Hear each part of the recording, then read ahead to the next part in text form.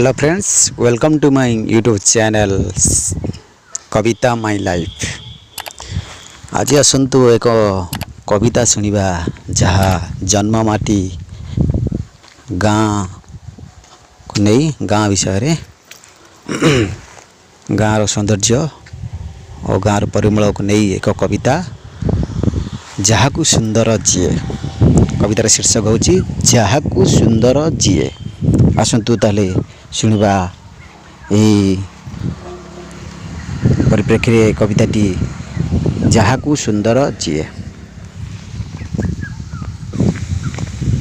तुठकू सुंदर कुआरीर पाद पादे बंधा रूपा पाऊँजी। तुठकू सुंदर कुआरीर पाद पादे बंधा रूपा पाऊँजी। गाँ को सुंदर झाटी माटी घर परिमल सबुज वृक्ष बनराजी। घर को सुंदर भुआ शुणी सज थिले हाथे ओढ़णार लाज। घर को सुंदर भुआ शुणी सज थिले हाथे ओढ़णार लाज।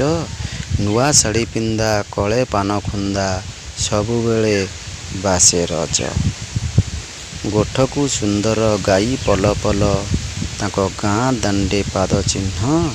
गोठ को सुंदर गाई पल पल ताको गाँ दांडे पाद चिन्ह। मंदिरे सुंदर संज आलती भजन नाम संकीर्तन। बसंते सुंदर कोइलीर कुहू तोटा आंब गछ डाले। बसंते सुंदर कोइलीर कुहू तोटा आंब गछ डाले। खेत को सुंदर फसल लहरी खेले पवनर ताले। नई को सुंदर ता कल कल नाद साथे सुलु सुलु बा। नई को सुंदर ता कल कल नाद साथे सुलु सुलु बा। सबुठु सुंदर जे लागई निजर थारे बुली आस मोर गाँ।